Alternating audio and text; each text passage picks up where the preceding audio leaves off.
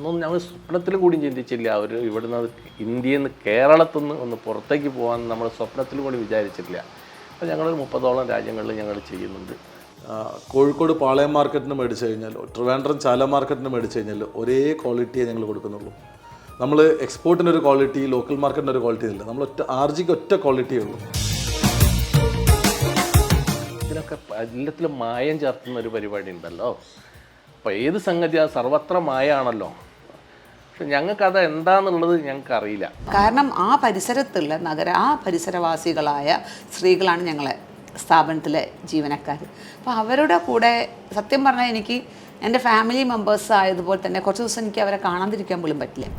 100 രൂപ കിട്ടുകയാണെങ്കിൽ 150 രൂപ കിട്ടുന്ന പണിയൊക്കെ ഉണ്ട്. പക്ഷെ ഒരു കാലത്തും നമ്മൾ അങ്ങനത്തെ ഒരു പണിയും ചെയ്യാൻ പാടില്ല. അങ്ങനെ വല്ലതും ചെയ്യുകയാണെങ്കിൽ നിങ്ങൾ ഷട്ടർ താത്തുക, പറമ്പിലേക്ക് പോവുക. ഞങ്ങൾക്ക് കുറേ തെങ്ങും തോട്ടുണ്ട്, അതിലേക്ക് പോവുക, ഇത് നിർത്തുക. ഓഫീസിലെത്തിയാൽ തികച്ചും ഞങ്ങൾ പക്ക ഓഫീഷ്യൽസ് മാത്രമാണ്. ഞാൻ നോക്കുന്ന വിഭാഗത്തിൽ എൻ്റെ ഹസ്ബൻഡിനെ ഞാൻ കൈകടത്താൻ സമ്മതിക്കാറില്ല, എൻ്റെ മകനെയും കൈകടത്താൻ സമ്മതിക്കാറില്ല. മലബാറിൻ്റെ മണ്ണിൽ നിന്ന് പാരമ്പര്യത്തിൻ്റെ പ്രൗഢി പേറുന്ന ഒരു പേരുണ്ട് എണ്ണ വിപണിയിൽ. മനുഷ്യനും ദൈവത്തിനും ഒരുപോലെ പ്രിയപ്പെട്ട ബ്രാൻഡ് RG.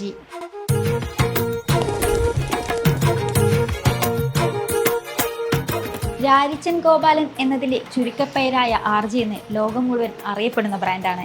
കഠിനാധ്വാനവും സത്യസന്ധതയും ഉണ്ടെങ്കിൽ ഏത് വിജയവും കൈവരിക്കാൻ കഴിയുമെന്നതിൻ്റെ യഥാർത്ഥ ഉദാഹരണം.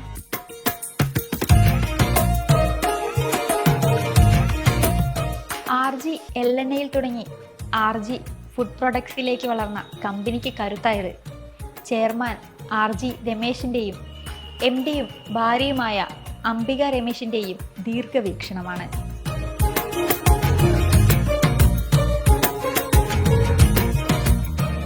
ഇന്റർനാഷണൽ ബിസിനസ് കൈകാര്യം ചെയ്ത് മകനും എക്സിക്യൂട്ടീവ് ഡയറക്ടറുമായ വിഷ്ണുവും കമ്പനിക്കൊപ്പം തന്നെയുണ്ട്.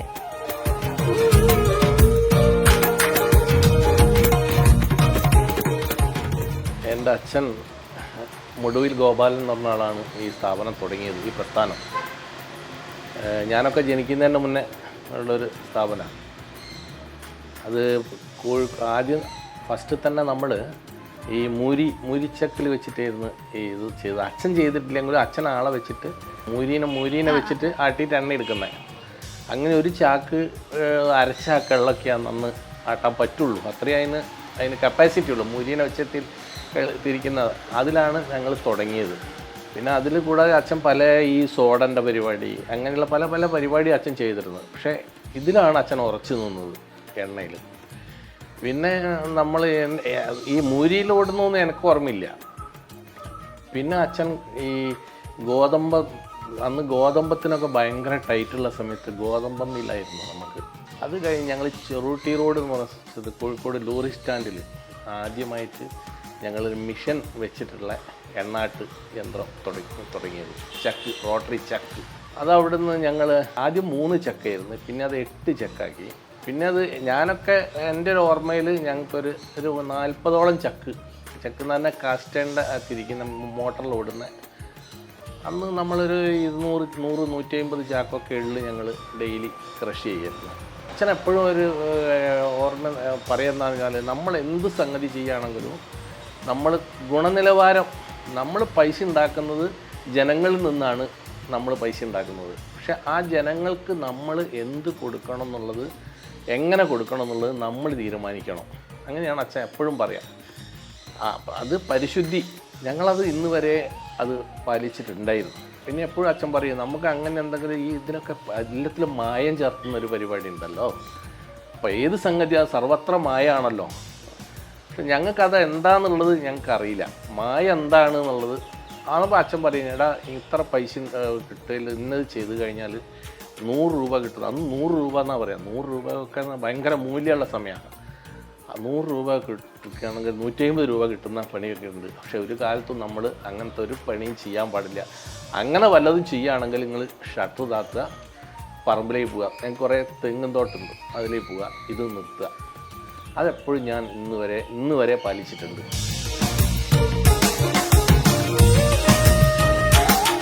അച്ഛൻ ഞങ്ങളെ കയ്യിൽ ഏൽപ്പിച്ച ഒരു പ്രസ്ഥാനമാണ് RG. RG എന്നും അച്ഛൻ തുടങ്ങി വെച്ചതിനേക്കാൾ ഒരുപാട് ഉയരങ്ങളിൽ എന്നും ഒരു ഗോൾഡൻ ഫെദറായിട്ട് തന്നെ അത് കാണണം. അപ്പോൾ ഞാൻ പ്രൊഡക്ഷനാണ് നോക്കുന്നത്. എനിക്ക് ക്വാളിറ്റി ഇമ്പോർട്ടൻ്റ് ആണ്. പ്രൊഡക്ഷനിലുള്ള ഹൈജീനിക് ആയിട്ടുള്ള അറ്റ്മോസ്ഫിയർ ഇമ്പോർട്ടൻ്റ് ആണ്. സ്റ്റാഫിൻ്റെ ഹൈജീനിക് ആയിട്ടുള്ള അപ്രോച്ച് ഇമ്പോർട്ടൻ്റ് ആണ്. ആ സമയത്ത് എനിക്ക് ഇതല്ലാതെ വേറെ റോളില്ല. ഈ ഒരു റോളിൽ എൻ്റെ ഒരു മാസ്ക്, കണിച്ചക്കാരി എന്നൊരു മാസ്ക് അണിഞ്ഞാണ് ഞാൻ എൻ്റെ ഹസ്ബൻഡിൻ്റെ മുമ്പിൽ നിൽക്കാറ്. തലമുറ കൈമാറ്റം വരുമ്പോൾ എല്ലാ കമ്പനികളിലും പല മാറ്റങ്ങളുണ്ടാവും. അപ്പം ഈ ഒരു ഫാമിലി ബിസിനസ്സിലോട്ട് കടന്നപ്പോൾ എന്തൊക്കെയായിരുന്നു കോൺട്രിബ്യൂഷൻസ്? RG എന്ന് പറഞ്ഞു കഴിഞ്ഞാൽ എൻ്റെ ഗ്രേറ്റ് ഗ്രാൻഡ് ഫാദർ, എൻ്റെ RGയുടെ ഫൗണ്ടറിൻ്റെ ഫാദർ, എൻ്റെ ഗ്രാൻഡ് ഫാദർ ഗോപാലൻ, മുടുവിൽ ഗോപാലൻ. അവരുടെ അച്ഛൻ്റെ പേരാണ് രാരിച്ചൻ. അതുകൊണ്ട് രാരിച്ചൻ ഗോപാലൻ, അതുമാണ് ഈ RG എന്ന് പറയുന്നത്. ഞാൻ പറഞ്ഞില്ല, ഞങ്ങൾ 4 പേരാണ്. ഞങ്ങൾ 4 പേരും 4 വ്യത്യസ്ത ചിന്താഗതിയുള്ള ആൾക്കാരാണ്, 4 വ്യത്യസ്ത അഭിപ്രായങ്ങളുള്ള ആൾക്കാരാണ്. അപ്പം എൻ്റെ തോട്ട്സ് ചിലപ്പം ബാക്കി 3 പേർക്കും യോജിക്കാൻ പറ്റാത്തുണ്ടാവും, അവരുടെ തോട്ട്സ് ചിലപ്പോൾ എനിക്ക് യോജിക്കാൻ പറ്റാത്തുണ്ടാവും. പക്ഷേ ഞങ്ങൾ ഇരുന്ന് അത് ഒറ്റ തീരുമാനത്തിലേക്ക് എത്തിക്കും. അതാണ് ഞങ്ങളുടെ വിജയം. കാരണം ഞാൻ പറഞ്ഞില്ല, പല അഭിപ്രായങ്ങൾ ഈ സംസാരിക്കാതെ നിൽക്കുമ്പോഴാണ് ഈഗോ കാര്യങ്ങളെല്ലാം വരുന്നത്. അപ്പോൾ എന്നെ സംബന്ധിച്ചിടത്തോളം എനിക്ക് ഒരിക്കലും RGയിൽ 1ാം സ്ഥാനത്തിൽ എത്തണമെന്ന് എനിക്ക് ആഗ്രഹമില്ല. ഞാനെപ്പോഴും 3ാം സ്ഥാനത്താണ് നിൽക്കുന്നത്. ചെയർമാൻ ആയിട്ട് അച്ഛനുണ്ട്, മാനേജിങ് ഡയറക്ടറായിട്ട് അമ്മയുണ്ട്, എക്സിക്യൂട്ടീവ് ഡയറക്ടറായിട്ട് ഞാൻ 3ാം സ്ഥാനത്ത്. എന്ന് ഞാനത് 1ാം സ്ഥാനത്ത് 2ാം സ്ഥാനത്ത് എത്തണം എന്ന് ഞാൻ വിചാരിക്കുന്നു, അന്ന് ഈ പറഞ്ഞ പ്രശ്നങ്ങളൊക്കെ ഉണ്ടാവും. അതൊരിക്കലും എനിക്ക് ആഗ്രഹിക്കാത്ത കാലം സ്മൂത്തായിട്ട് കാര്യങ്ങൾ പോകും. പക്ഷേ എല്ലാ ദിവസവും ഞങ്ങൾ വീട്ടിൽ ഒരു അരമണിക്കൂർ ഞങ്ങൾ എല്ലാവരും ഒരുമിച്ചിരിക്കും. അതിലൊരു 15 മിനിറ്റ് ഞങ്ങളതിൽ കച്ചവടം സംസാരിക്കും. ഈ 15 മിനിറ്റിൻ്റെ ഇടയിൽ ഞങ്ങൾ അടികൂടും, തെറ്റി പിണങ്ങി ഇറങ്ങിപ്പോവും. പക്ഷെ 15 മിനിറ്റ് കഴിഞ്ഞാൽ അമ്മ ഒരു മീഡിയേറ്ററായിട്ട് നിൽക്കും. 15 മിനിറ്റ് കഴിഞ്ഞാൽ ഒരു തീരുമാനത്തിലേക്ക് അമ്മ എത്തും. ആ അമ്മ എത്തുന്ന തീരുമാനമാണ് ഞങ്ങളുടെ ഫൈനൽ തീരുമാനം. ന്യൂ ജനറേഷൻ എന്നുള്ളൊരു കാറ്റഗറിയിലാണ് മോൻ വന്നത്. പക്ഷേ അവൻ ഒട്ടും പഴമ കൈവിടാതെ മുറുകെ പിടിച്ചിട്ട് എല്ലാം പുതിയ ടെക്നോളജി ഇംപ്ലിമെൻറ്റ് ചെയ്തൊരു കുട്ടിയാണ്. അത് അവന് സാധിച്ചിട്ടുണ്ട്. ഒരിക്കലും ധിക്കരിക്കുന്ന അതിപ്പം എങ്ങനെ പറയണമെന്ന് എനിക്കറിയില്ല. ഫാമിലിയിൽ മോൻ്റെ ഭാഗത്തുനിന്ന് ഞങ്ങൾക്ക് അച്ഛനോ അമ്മയ്ക്കോ ഇഷ്ടമല്ലാത്ത ഒരു കാര്യം ആ കുട്ടി ചെയ്യില്ല. അവിടെയാണ് ഞങ്ങളുടെ സക്സസ്. ഞങ്ങൾക്ക് ഇഷ്ടമല്ലാത്തതൊന്നും ആ കുട്ടി ചെയ്യില്ല. അതാണ് എൻ്റെ ഏറ്റവും വലിയ ബലം. മകൻ നോക്കുന്നത് കൊണ്ടൊരു ധൈര്യം നമുക്കുണ്ട്. നമുക്കിപ്പോൾ എല്ലാം നമുക്ക് നമ്മളിൽ നിന്നുള്ളതല്ല, അവരെയാണ് ഉയർത്തിക്കൊണ്ടുവരേണ്ടത്. അവരാണ് ഇനി എന്തൊക്കെയോ ഞങ്ങൾ ഇത്ര രാജ്യങ്ങളിൽ അന്നൊന്നും ഞങ്ങൾ സ്വപ്നത്തിൽ കൂടി ചിന്തിച്ചില്ല. അവർ ഇവിടുന്ന് ഇന്ത്യയിൽ നിന്ന് കേരളത്തിൽ നിന്ന് ഒന്ന് പുറത്തേക്ക് പോകാൻ നമ്മൾ സ്വപ്നത്തിൽ കൂടി വിചാരിച്ചില്ല. അപ്പോൾ ഞങ്ങൾ 30ഓളം രാജ്യങ്ങളിൽ ഞങ്ങൾ ചെയ്യുന്നുണ്ട്. അത് ഗുണനിലവാരം തന്നെയാണ് അതിൻ്റെ മൂലമന്ത്രം. ഗുണനിലവാരം അത് തന്നെയാണ്. ഈ ഫുഡ് ഇൻഡസ്ട്രി എന്ന് പറയുമ്പോൾ ഒരുപാട് ചാലഞ്ചസും ഒക്കെ അടങ്ങിയിട്ടുള്ളതാണ്. അപ്പം എന്തൊക്കെ പുതിയ ടെക്നിക്കുകൾ അല്ലെങ്കിൽ ന്യൂജനായിട്ട് വരുമ്പോൾ പുതിയ ടെക്നിക്കുകൾ, അപ്പോൾ അതൊക്കെ എങ്ങനെയാണ് വീട്ടിൽ? നമ്മൾ RGയെ സംബന്ധിച്ച് പറയുമ്പോൾ 30ഓളം രാജ്യങ്ങളിൽ നമ്മളെ പ്രൊഡക്ട്സ് അവൈലബിൾ ആണ്. 30 കൺട്രീസിൽ RGൻ്റെ പ്രൊഡക്ട്സ് അവൈലബിൾ ആണ്. നിങ്ങൾ US ഫിലാഡൽഫിയയിൽ നിന്ന് മേടിച്ചാലോ, അല്ലെങ്കിൽ ഹ്യൂസ്റ്റണിൽ നിന്ന് മേടിച്ചാലോ, UK നിന്ന് മേടിച്ചാലോ, ജർമ്മനിയിൽ നിന്ന് മേടിച്ചാലോ, ദുബായിൽ നിന്ന് മേടിച്ചാലോ, കോഴിക്കോട് പാളയം മാർക്കറ്റിന് മേടിച്ചു കഴിഞ്ഞാലോ, ട്രിവാൻഡ്രം ചാല മാർക്കറ്റിന് മേടിച്ചു കഴിഞ്ഞാലോ ഒരേ ക്വാളിറ്റിയെ ഞങ്ങൾ കൊടുക്കുന്നുള്ളൂ. നമ്മൾ എക്സ്പോർട്ടിനൊരു ക്വാളിറ്റി, ലോക്കൽ മാർക്കറ്റിനൊരു ക്വാളിറ്റി ഇല്ല. നമ്മൾ RGക്ക് ഒറ്റ ക്വാളിറ്റിയേ ഉള്ളൂ. അത് വേൾഡ് വൈഡ് എവിടെ നിന്ന് എടുത്തു കഴിഞ്ഞാലും ഒറ്റ ക്വാളിറ്റിയാണ് നമ്മൾ മെയിൻറ്റെയിൻ ചെയ്യുന്നത്. ഞാൻ പറഞ്ഞില്ല, നമ്മുടെ ക്വാളിറ്റി ഡിപ്പാർട്ട്മെൻറ്റ് എൻ്റെ അമ്മയാണ് നോക്കുന്നത്. അത് വളരെ സ്ട്രിക്റ്റായിട്ട് നോക്കുന്നത് കൊണ്ട് തന്നെ നമുക്ക് അതിൽ ഒരു പ്രശ്നങ്ങളും വരുന്നില്ല. നമുക്ക് വെൽ ക്വാളിഫൈഡ് ആയിട്ടുള്ളൊരു ക്വാളിറ്റി കൺട്രോളർ ഉണ്ട്. QC അപ്രൂവലായ പ്രോഡക്റ്റ്, QC 100% അപ്രൂവൽ എന്ന് പറഞ്ഞ പ്രോഡക്റ്റ് മാത്രമേ ഞാൻ പ്രൊഡക്ഷനിലേക്ക് കൊടുക്കുകയുള്ളൂ. സത്യം പറഞ്ഞാൽ ഉടമസ്ഥൻ അച്ഛൻ തുടങ്ങിയ സ്ഥാപനം, അദ്ദേഹത്തിൻ്റെ മകനാണ് എൻ്റെ ഹസ്ബൻഡ്. അവിടെ അദ്ദേഹത്തിന് ഒരു റോളും ഞാൻ സമ്മതിക്കാറില്ല. 100% എൻ്റെ കൈകളിലൂടെയാണ് പോകുന്നത്. ബിസിനസ്സിൽ ഒരുപാട് ഡിപ്പാർട്ട്മെൻറ്റുകൾ ഉണ്ടാവുമല്ലോ. അപ്പോൾ ഇങ്ങനെ ഒരു ഡിപ്പാർട്ട്മെൻറ്റ് തന്നെ ഞാൻ മേൽനോട്ടം വഹിക്കാമെന്ന് സ്വയം എടുത്ത തീരുമാനമായിരുന്നോ, അല്ലെങ്കിൽ അങ്ങനെ? അല്ല, ഞാൻ എൻട്രി ചെയ്തപ്പോൾ എനിക്ക് തോന്നി കൂടുതൽ ഞങ്ങളുടെ സ്ഥാപനത്തിൽ 80-85% സ്ത്രീകളാണ്. ആ പരിസരത്തുള്ള ബംഗാളി മയമില്ല. ആകെ 3 ബംഗാളികളാണ് അവിടെ ഉള്ളത്, ലോഡിങ്ങിന് വേണ്ടി മാത്രം. ബാക്കി മൊത്തം സ്ത്രീകളാണ്. ഇപ്പോൾ അക്കൗണ്ട്സിലേക്ക് ഒരു 4 മെയിൽ സ്റ്റാഫ് ഉണ്ട്. അത് മനഃപൂർവ്വം എടുത്ത തീരുമാനം? അതെ, കാരണം ആ പരിസരത്തുള്ള ആ പരിസരവാസികളായ സ്ത്രീകളാണ് ഞങ്ങളെ സ്ഥാപനത്തിലെ ജീവനക്കാർ. അപ്പോൾ അവരുടെ കൂടെ സത്യം പറഞ്ഞാൽ എനിക്ക് എൻ്റെ ഫാമിലി മെമ്പേഴ്സ് ആയതുപോലെ തന്നെ കുറച്ച് ദിവസം എനിക്ക് അവരെ കാണാതിരിക്കാൻ പോലും പറ്റില്ല. പോയി എല്ലാ ഫ്ലോറിലും പോയി എല്ലാവരോടും സ്നേഹം, സംസാരം ഒക്കെ നമുക്കത് വേറൊരു ഫീലാണത്. എന്താ എന്നറിയില്ല, ഞങ്ങളുടെയൊക്കെ അച്ഛൻ്റെ ഒക്കെ ചെയ്ത ഒരു സുകൃതം കൊണ്ടായിരിക്കണം ഈ ഒരു രീതിയിൽ ഞങ്ങൾക്ക് ഞങ്ങളുടെ സ്ഥാപനം കൊണ്ടുപോകാൻ പറ്റുന്നത്. ഇവിടെ വർക്ക് ചെയ്യുന്ന ചേച്ചിമാരൊക്കെ എന്ന് പറഞ്ഞാൽ ഒരുപാട് പേര് എന്നെ എടുത്തുകൊണ്ട് വരുന്ന ചേച്ചിമാർ ഇപ്പോഴും ഇവിടെ വർക്ക് ചെയ്യുന്നുണ്ട്. അപ്പം അത് നമ്മളൊരു ഒരു ഫാമിലി മാതിരിയാണ്. നമ്മൾ ഈ ചുറ്റുവട്ടത്തേക്ക് കോവിഡ് സമയത്ത് നമ്മൾ ഫുഡ് ഇൻഡസ്ട്രി ആയതുകൊണ്ട് തന്നെ ഇവിടെ വർക്ക് ചെയ്തിരുന്നു. അപ്പോൾ അവർ ഭയങ്കര അഭിമാനത്തോടെ പറയുന്നു, വീട്ടിൽ ഭർത്താക്കന്മാരൊന്നും ജോലി ഇല്ലാതെ നിൽക്കുമ്പോൾ ഞങ്ങൾ ജോലി ചെയ്ത് സമ്പാദിച്ച് വരുന്നു എന്ന് പറയുമ്പോൾ ഭയങ്കര അഭിമാനത്തോടെ അവർ പറയുന്നു. കേൾക്കുമ്പോൾ നമുക്കൊരു സന്തോഷമാണ്. കാരണം നമ്മളെ ടീം ഭയങ്കര പ്രൗഡാണ്. പിന്നെ അവരുടേതാണ് RG. ഇപ്പം ഞങ്ങൾ 4 ആൾക്കാരല്ല RG. അതായത് ഇവിടെ ഓരോ വർക്ക് ചെയ്യുന്ന ആൾക്കാരും അവരെ സ്വന്തം പ്രൊഡക്റ്റായിട്ട് RGനെ കാണുന്നത്. ആ ഓണർഷിപ്പ് അവർക്കുള്ളത് കൊണ്ടാണ് ഞങ്ങൾക്ക് ഡെവലപ്പ് ചെയ്യാൻ പറ്റുന്നത്. ഒരുപാട് ആൾക്കാർക്ക്, ഇപ്പോൾ യുവതലമുറയിൽപ്പെട്ട ഒരുപാട് ആൾക്കാർക്ക് ബിസിനസ്സിലോട്ട് വരണം എന്ന് ആഗ്രഹമുള്ള ഒരുപാട് പേരുണ്ട്. പക്ഷേ എന്തൊക്കെയോ കാരണങ്ങൾ കൊണ്ട് ബിസിനസ് എപ്പോഴും കുറച്ച് റിസ്ക് ഉള്ള കാര്യമാണല്ലോ. അപ്പോൾ പുതുതലമുറയിൽ പെട്ട ആൾക്കാർ ബിസിനസ്സിലോട്ട് വരാൻ ആഗ്രഹമുള്ളവരോട് എന്താണ് പറയാനുള്ളത്? എൻ്റെ കാഴ്ചപ്പാടിൽ നമ്മളവിടെയുള്ള ആളുകൾക്ക് ആർക്കും ജോലി വേണ്ട. നമ്മൾ പഠിക്കാൻ ശ്രമിക്കുക. ഇതെല്ലാവർക്കും നമുക്ക് അതല്ലേ കളവുകളും വർദ്ധിക്കുന്നത്. വേഗം പൈസ ഉണ്ടാക്കാൻ വേണ്ടി കക്കാൻ പോകും. ഈ ഹൈടെക് കക്കലുണ്ട്, സാധാരണ കക്കലുണ്ട്. ഹൈടെക് കക്കൽ കക്കുന്ന വലിയ പൈസക്കാരെ അത് പിടിച്ചു കഴിഞ്ഞാൽ രണ്ടാളും ഒരേ മാതിരിയാണല്ലോ സംഭവിക്കുന്നത്. അതുകൊണ്ട് ആരും പഠിക്കുന്നില്ല എന്നുള്ളതാണ് എനിക്ക് പറയാനുള്ളത്. ഞാൻ വരുന്ന സമയത്ത് ട്രഡീഷണൽ രീതിയിലുള്ള ബിസിനസ് ആയിരുന്നു, കൂടുതൽ ഇൻസ്റ്റിറ്റ്യൂഷൻ സെയിൽസ് ആയിരുന്നു. അതിന് ഞാൻ റീറ്റെയിലിലേക്കും ഇൻ്റർനാഷണലിലേക്കും കൊണ്ടുവരാനും നോക്കിയ സമയത്ത് ആദ്യം റെസിസ്റ്റൻസ് ഉണ്ടാവും. പക്ഷേ അത് മാറ്റി, കാരണം ഞാനൊന്നും പ്രൂവ് ചെയ്യാതെ ബിസിനസ്സിലേക്ക് വന്ന ഒരാളാണ്. പിന്നെ ഒരു 2-3 വർഷം എടുത്തു അതെനിക്ക് പ്രൂവ് ചെയ്യാൻ വേണ്ടിയിട്ട്. അതിന് കേരളത്തിലുള്ള എല്ലാ ജില്ലകളിലും നടന്ന് വർക്ക് ചെയ്തിട്ടാണ്. കാരണം എനിക്ക് തോന്നുന്നു തിരുവനന്തപുരം തൊട്ട് കാസർഗോഡ് വരെ ഞാൻ കയറാത്ത കടകളുണ്ടാവില്ല. കേരളത്തിൽ ഇപ്പം ഏകദേശം 1.5 ലക്ഷം കടകളിൽ RGയുടെ പ്രോഡക്ട്സ് അവൈലബിൾ ആണ്. ഇതിലൊരു 80% കടകളിലും ഞാൻ കയറിയിട്ടുണ്ടാവും. ഇപ്പോഴും പോകാറുണ്ട്. എല്ലാ മാസവും ഒരു 5 ദിവസം മാർക്കറ്റ് വിസിറ്റിന് ഞാൻ പോകും. പറയില്ല, തിരുവനന്തപുരം, കോട്ടയം സ്റ്റാഫിനോട് പറയുന്നത് ആ ദിവസങ്ങളിൽ തിരുവനന്തപുരം, കോട്ടയം, പത്തനംതിട്ട പോവും, മാർക്കറ്റിൽ ഇറങ്ങും, വർക്ക് ചെയ്യും. ആ വർക്ക് ചെയ്യുന്ന സമയത്ത് ഞാൻ RGൻ്റെ ഓണറാന്ന് പറഞ്ഞിട്ടല്ല ഞാൻ പോവാം. ഞാനൊരു മാർക്കറ്റിംഗ് എക്സിക്യൂട്ടീവ് എന്നുള്ള നിലയിൽ എൻ്റെ ടീമിൻ്റെ കൂടെ പോകും. എന്നിട്ട് ഞാൻ അവർ കാണിച്ചു കൊടുക്കും എങ്ങനെയാണ് എൻ്റെ പ്രൊഡക്റ്റ് വിൽക്കേണ്ടതെന്ന്. GCC കൺട്രീസിൽ ഓൾമോസ്റ്റ് 64%-ലധികം കോൺട്രിബ്യൂഷൻ ഉണ്ട് RG ഗ്രൂപ്പിന്. അപ്പം കേരളത്തിൽ നിന്ന് തുടങ്ങിയിട്ടുള്ള ഒരു കമ്പനി അത്രത്തോളം വളർച്ചയെത്തിയപ്പോൾ എന്തായിരുന്നു? GCC കൺട്രിയിൽ UAE-യിലാണ് നമുക്ക് ഏറ്റവും കൂടുതൽ സ്ട്രോങ് മാർക്കറ്റുള്ളത്. അതിന് ഏറ്റവും വലിയൊരു പങ്ക് അൽതൈബ് എന്ന് പറഞ്ഞ ഡിസ്ട്രിബ്യൂട്ടർമാരാണ്. അൽതൈബ് ലുലുവിൻ്റെ പാരൻറ്റ് കമ്പനിയാണ്. ലുലുവിൻ്റെ യൂസഫ് അലി സാർ തുടങ്ങിയ സ്ഥാപനമാണ് അൽതൈബ്. ഡിസ്ട്രിബ്യൂഷൻ നെറ്റ്വർക്കാണ്. ഒരുവിധം ലീഡിങ് ബ്രാൻഡ്സ് കേരളത്തിൽ നിന്നുള്ളതും ഇന്ത്യയിലുള്ളതും എബ്രോഡുള്ള എല്ലാ ബ്രാൻഡ്സും അവർ ചെയ്യുന്നുണ്ട്. To become number 1 it's easy. നമ്മൾ ഹാർഡ് വർക്ക് ചെയ്ത് ഡെഡിക്കേഷനോടെ നമ്മൾ സ്കീംസും കാര്യങ്ങളും ഓപ്പറേറ്റ് ചെയ്ത് മാർക്കറ്റിൽ നല്ല അൽതൈബിൻ്റെ മാതിരി സ്ട്രോങ് ഡിസ്ട്രിബ്യൂട്ടർ ആണെങ്കിൽ നമ്പർ 1 ആവാം.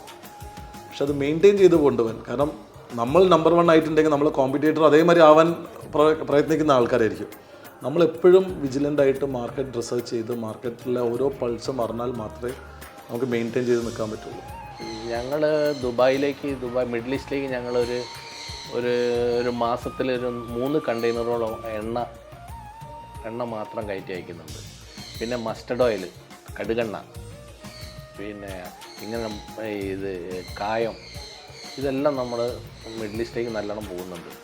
അത് പറഞ്ഞെങ്കിൽ അവിടെ എത്തിക്കഴിഞ്ഞാൽ ഇത് കടലിൽ കായം കലക്കിയമാതിരി എല്ലാം അങ്ങോട്ട് പോകും. നമ്മളത് എങ്ങനെ പോകണത് എന്നുള്ളതല്ല, നമ്മളത് പോകുന്നുണ്ട്. ഒരു 3 കണ്ടെയ്നർ 4 കണ്ടെയ്നറിൻ്റെ അടുത്ത് എണ്ണ മിഡിൽ ഈസ്റ്റിൽ നമുക്ക് ചിലവാകുന്നുണ്ട്. അതെങ്ങനെയാന്നുള്ളത് ജനങ്ങൾ വാങ്ങാണ്ട് ഇത് ഇഷ്ടപ്പെടാണ്ട് ഇത് ചിലവാകുമല്ലോ. ഇപ്പം ചക്കിലാട്ടിയ എണ്ണയിൽ നിന്ന് ഇപ്പം 80,000-ലധികം ഔട്ട്ലെറ്റുകളിലേക്കും 30-ലധികം വിദേശ രാജ്യങ്ങളിലേക്കും എത്തിക്കഴിഞ്ഞു. അപ്പം എങ്ങനെയാണ് ആ വളർച്ചയിൽ എങ്ങനെയാണ് ഒരു ഫീൽ? വളർച്ച എന്ന് പറഞ്ഞാൽ ജനങ്ങൾ തന്നെ. നമ്മളെ വളർച്ചയിൽ വലിയൊരു മുഖ്യ കാരണം ജനങ്ങൾ തന്നെയാണ്. ജനങ്ങളെ അകമഴിഞ്ഞ പിന്തുണ നമ്മളെ അറിയും കൂടിയില്ല. നല്ലത് കൊടുത്താൽ നമുക്ക് ഓട്ടോമാറ്റിക്കായിട്ട് നമ്മളെ സ്നേഹിക്കുക ആളുകൾ. അത് മോശമായി കഴിഞ്ഞാൽ ഒരു സെക്കൻഡ് മതി അത് മോശമാക്കാൻ. ഇപ്പം RG ഗ്രൂപ്പ് എന്ന് പറഞ്ഞാൽ എണ്ണയിലാണ് കൂടുതൽ കോൺസെൻട്രേറ്റ് ചെയ്തുകൊണ്ടിരിക്കുന്നത്. സാധാരണ കേൾക്കുമ്പോൾ വീട്ടിലെ ഉപയോഗത്തിന് എന്നുള്ള ഉപരി ഈ എണ്ണയുടെ മാർക്കറ്റ് എങ്ങനെയാണ്, നല്ലെണ്ണയുടെ മാർക്കറ്റിംഗ്? നല്ലെണ്ണ പണ്ട് കാലം തൊട്ടിട്ട് നമ്മുടെ നാട്ടിൽ നല്ലെണ്ണ ഉപയോഗിച്ചത് കുളിക്കാൻ, ക്ഷേത്രങ്ങൾ, അങ്ങനെ പാചകത്തിന് തമിഴ് പീപ്പിളാണ്, അതായത് തമിഴ് ആൾക്കാരാണ്, തമിഴ്നാട്ടുകാരാണ് നല്ലെണ്ണ പാചകത്തിന് യൂസ് ചെയ്തിരുന്നത്. നമ്മൾ കേരളീയർ കൂടുതലും വെളിച്ചെണ്ണയിൽ തന്നെയായിരുന്നു പ്രാധാന്യം കൊടുത്തിരുന്നത്. അച്ഛനുള്ള കാലത്ത് വെളിച്ചെണ്ണയും കൂടി നമ്മൾക്കുണ്ടായിരുന്നു. ഞങ്ങൾക്ക് അഭിമാനത്തോടെ പറയാം, ഇന്ത്യയിൽ തന്നെ പ്രസിദ്ധമായ ഒരു ആയുർവേദമാണ് കോട്ടക്കൽ ആയുർവേദശാല. ആ കോട്ടക്കൽ ആയുർവേദശാലയിൽ ഇൻറ്റേർണൽ മെഡിസിനുള്ള ഒരു 80% എണ്ണയും സപ്ലൈ ചെയ്യുന്നത് ഞങ്ങളാണ് എന്നുള്ളത് ഞങ്ങൾക്ക് അഭിമാനം തരുന്ന ഒരു കാര്യമാണ്. അച്ഛനുള്ള കാലം തൊട്ട് തന്നെ എത്രയോ വർഷങ്ങളായിട്ട്, 40-40 വർഷങ്ങളായിട്ട് ഞങ്ങൾ കോട്ടക്കൽ ആയുർവേദശാലയുടെ സപ്ലൈസാണ്. ശാന്തിഗിരി, അങ്ങനെ ഒരുപാട് ഫേമസ് ആയുർവേദങ്ങളിൽ ഞങ്ങളുടെ എണ്ണകൾ മാത്രം തിരഞ്ഞു വരുന്നവരുണ്ട്. നമ്മളെ ജീവിതത്തിൽ ഒരുപാട് പേര്, ഒരുപാട് ജീവിതങ്ങൾ നമ്മളെ സ്വാധീനിക്കും. അങ്ങനെ എന്തെങ്കിലും വ്യക്തിത്വങ്ങൾ ഉണ്ടോ? തീർച്ചയായും ഉണ്ട്. ഞാൻ ഏറ്റവും അധികം എന്നെ സ്വാധീനിച്ചൊരു വ്യക്തിയാണ് നമ്മളെ വിട്ടുപിരിഞ്ഞു പോയ നമ്മുടെ ഭാരതത്തിൻ്റെ പ്രസിഡൻ്റായി സേവനമനുഷ്ഠിച്ച APJ അബ്ദുൽ കലാം സാർ. കാരണം ലോകത്തിൽ മുഴുവൻ ഇന്ത്യയുടെ പേര് വാനോളം ഉയർത്തിയൊരു മഹത് വ്യക്തി. ഞാൻ ഭാഗ്യവതിയാണ് ആ കാര്യത്തിൽ. കാരണം അദ്ദേഹത്തിന് എന്നെ വ്യക്തമായിട്ട് അറിയാമായിരുന്നു. കേരളത്തിലൊരു സാധാരണ, അന്ന് ഞാൻ ബിസിനസ്സിൽ എൻട്രി ആയിട്ടില്ല, ഒരു വീട്ടമ്മ എന്ന നിലയിൽ അദ്ദേഹത്തിന് എന്നെ വ്യക്തമായി അറിയാമായിരുന്നു എന്നതുള്ളതാണ് എൻ്റെ ഒരു ചെറിയ അഹങ്കാരം. 8 പതിറ്റാണ്ട് പാരമ്പര്യമുള്ള RG ഗ്രൂപ്പ് ഓഫീസിലെത്തുമ്പോൾ മാനേജിങ് ഡയറക്ടർ പോസ്റ്റിൽ, വീട്ടിലെത്തുമ്പോൾ അമ്മയും ഭാര്യയായി മാറുന്നു. അങ്ങനെ മൾട്ടിപ്പിൾ റോൾസാണ് വഹിച്ചുകൊണ്ടിരിക്കുന്നത്. ഒരു സ്ത്രീ എന്ന നിലയിൽ അത് നിസ്സാര കാര്യമല്ല, ഭയങ്കര ബുദ്ധിമുട്ടേറിയ കാര്യങ്ങളല്ല. എന്തൊക്കെ ചാലഞ്ചസുകളും എന്തൊക്കെ പ്ലസ്സുകളാണ് ഇങ്ങനെ മൾട്ടിപ്പിൾ റോൾസ് വഹിക്കുമ്പോൾ ഉണ്ടാവാറുള്ളത്? ഒരു സ്ത്രീക്ക് മാത്രമേ മൾട്ടി ടാസ്കിനുള്ള പവറുള്ളൂ ഭൂമിയിൽ നിന്നാണ് ഞാൻ വിശ്വസിക്കുന്നത്. എനിക്ക് ഒട്ടും ബുദ്ധിമുട്ടേ തോന്നിയിട്ടില്ല. കാരണം ചെറുപ്പത്തിൽ തന്നെ എന്നെ ഒറ്റയ്ക്കെല്ലാം ചെയ്യാനുള്ള ഒരു പരിശീലനം കിട്ടിയിരുന്നു. ഈവൻ കൊച്ചായിരിക്കുമ്പോൾ തന്നെ ഡോക്ടറെ അടുത്ത് പോലും ഞാൻ തനിയാണ് പോവാറ്. ഞങ്ങൾ വളരെ ചെറുപ്പത്തിൽ തന്നെ തനിയെ ബസ് കയറി കോഴിക്കോട് പോയി പഠിച്ചു വന്നവരാണ്. അപ്പോൾ ആ ഒരു ധൈര്യം ഒരു പക്ഷേ എനിക്ക് പകർന്നു കിട്ടിയത് എൻ്റെ മാതാപിതാക്കളിൽ നിന്നായിരിക്കണം.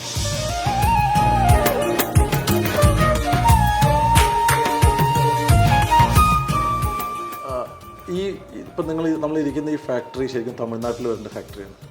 കാരണം തമിഴ്നാട്, നമ്മൾ കേരളം കഴിഞ്ഞു അടുത്ത് തമിഴ്നാട് ഓപ്പറേഷൻസ് സ്റ്റാർട്ട് ചെയ്ത സമയത്ത് തമിഴ്നാട്ടിന് വേണ്ടിയിട്ട് ഒരു ഫാക്ടറി ഉണ്ടാക്കണം എന്നായിരുന്നു പ്ലാൻ ചെയ്തത്. അപ്പോൾ എൻ്റെ ഫാദറിൻ്റെ ഒരു തീരുമാനമായിരുന്നു, നമ്മളെല്ലാ സമ്പാദ്യവും നമ്മൾ ഉണ്ടായത് കേരളത്തിലാണ്. അപ്പോൾ നമ്മൾ വളരുമ്പം നമ്മൾ കേരളത്തിൽ തന്നെ തുടങ്ങണം എന്ന് പറഞ്ഞിട്ടാണ് ഇവിടെ നമ്മൾ ഈ ഫാക്ടറി തുടങ്ങാൻ ഉണ്ടായത്. നമ്മൾ ജിഞ്ചിലി ഓയിൽ, നല്ലെണ്ണ, ഈ നല്ലെണ്ണ എള്ളെണ്ണ 2 കാര്യങ്ങൾ പറയും. കാരണം നമ്മൾ ഈ മലബാർ സൈഡിലേക്ക് എള്ളെണ്ണ എന്ന് പറയും, തിരുവനന്തപുരം സൈഡിലേക്ക് അല്ലെങ്കിൽ എറണാകുളം വിട്ട് കഴിഞ്ഞാൽ നല്ലെണ്ണ എന്ന് പറയും. ഇതാണ് നമ്മുടെ ഫ്ലാഗ്ഷിപ്പ് പ്രോഡക്റ്റ്. ഇതിന് ശേഷം നമ്മൾ സ്റ്റാർട്ട് ചെയ്തത് കായമാണ്, കൂട്ടുപെരുങ്കായം. പിന്നെ നമ്മൾ ഏകദേശം 1 വർഷം അത് മാത്രമേ ചെയ്തിട്ടുള്ളൂ. അതിനുശേഷം നമ്മൾ നന്നാരി സർബത്ത്. പിന്നെ നമ്മൾ എക്സ്പോർട്ടിൽ നമ്മൾ കൂടുതൽ ഫോക്കസ് ചെയ്യാൻ തുടങ്ങിയപ്പോഴാണ് നമ്മൾ like rice, mustard oil, frozen vegetable, frozen snacks. ഈ ഫ്രോസൺ സ്നാക്സ് എന്ന് പറയുമ്പോൾ നമ്മളെ നാട്ടിലെ ട്രഡീഷണൽ സ്നാക്സ്, കുമ്പിളപ്പം, അച്ചപ്പം, പഴംപൊരി, പഴം പുഴുങ്ങിയത്, ഉഴുന്നുവട, ഇങ്ങനെയുള്ള സാധനം 0 കെമിക്കൽസ്, കാരണം ഫ്രോസൺ ആയിട്ടാണ് നമ്മൾ കൊടുക്കുന്നത്. അപ്പം കേരളത്തിൽ നിന്നുള്ള എല്ലാ പ്രൊഡക്ട്സും വേൾഡ് വൈഡുള്ള മലയാളികൾക്ക് എത്തിക്കുക എന്നുള്ളത് നമ്മളൊരു ടാർഗറ്റ് സെറ്റ് ചെയ്തിട്ടുണ്ട്. നമ്മൾ 2030 ആകുമ്പോഴത്തേക്ക് വേൾഡ് വൈഡ് RGയുടെ പ്രൊഡക്ട്സ് എത്തിക്കുക എന്നുള്ളത്. അതായത് എത്നിക് സ്നാക്സ്, ബനാന ചിപ്സ് ആണെങ്കിലും വെജിറ്റബിൾ, ഫ്രോസൺ വെജിറ്റബിൾസ് എല്ലാം നമ്മൾ 2030 ആകുമ്പോഴത്തേക്ക് വേൾഡ് വൈഡ് എത്തിക്കുക എന്നുള്ളതാണ് നമ്മുടെ പ്ലാൻ.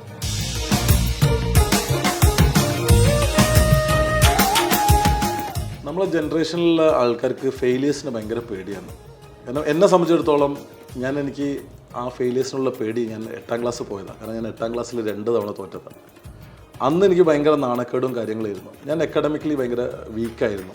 പക്ഷേ ഒരു കാലം കഴിഞ്ഞപ്പോഴാണ് പഠിക്കാൻ തുടങ്ങി. എൻ്റെ ഒരു MBA എത്തിയതിനു ശേഷമാണ് ഞാൻ പഠിക്കാൻ തുടങ്ങി. കാരണം എൻ്റെ നീഡായി മാറി. അതുവരെ എനിക്ക് ആവശ്യമില്ലായിരുന്നു.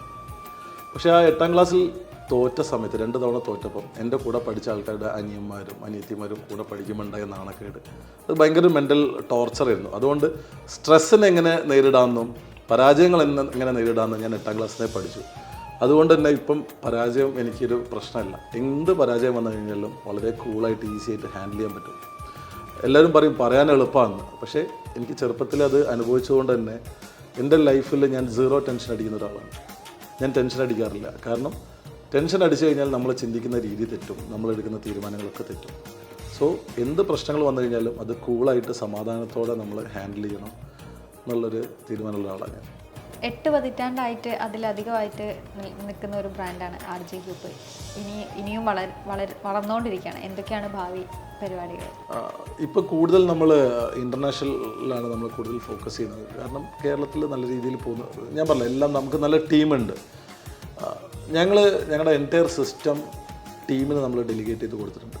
ഡേ ടു ഡേ കാര്യങ്ങളൊന്നും നമ്മളങ്ങനെ ഇൻവോൾവ് ചെയ്യാറില്ല. സെയിൽസിനാണെങ്കിലും നമ്മൾ ഓപ്പറേഷൻസ് ടീമുണ്ട്, സെയിൽസ് കോർഡിനേറ്റേഴ്സ് ഉണ്ട്, നമുക്ക് മാർക്കറ്റിംഗ് ഓഫീസ് വേറെ തന്നെ ഉണ്ട്. അപ്പോൾ ഇപ്പോൾ എൻറ്റയർ ബിസിനസ് അവർ ഷോ റൺ ചെയ്തോളൂ. അപ്പോൾ പുതിയ പ്രൊഡക്റ്റ് ലൈൻ ആഡ് ചെയ്യുക, പുതിയ കൺട്രീസ് എക്സ്പ്ലോർ ചെയ്യുകയാണ്. അതാണ് ഇപ്പോഴത്തെ നമ്മളൊരു പ്ലാൻ. ഇപ്പോൾ നമ്മൾ വർക്ക് ചെയ്യുന്നത് 2030 ആകുമ്പോഴത്തേക്ക് ലോകം മുഴുവനും RJയുടെ പ്രൊഡക്ട്സ് എത്തിക്കുക. അതാണ് നമ്മളെ അൾട്ടിമേറ്റ് എയിം.